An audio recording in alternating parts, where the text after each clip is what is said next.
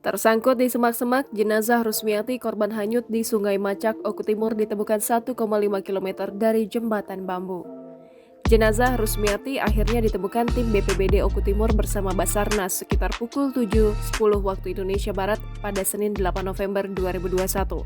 Dengan menggunakan perahu karet, tim menemukan jenazah korban. Kondisi korban dalam keadaan mengapung tersangkut di semak-semak sekitaran sungai.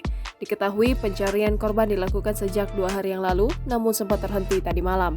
Kemudian pencarian korban dilanjutkan saat matahari terbit pagi ini. Almarhumah merupakan korban yang hanyut bersama dengan almarhum suaminya Abdul Gofur di Sungai Macak, Desa Margorejo, Kecamatan Semendawai, Suku 3, Kabupaten Oku Timur pada Sabtu 6 November 2021 yang lalu. Sedangkan jenazah suaminya sudah lebih dulu ditemukan pada kemarin siang. Jangan lupa subscribe, share, komen, dan like ya!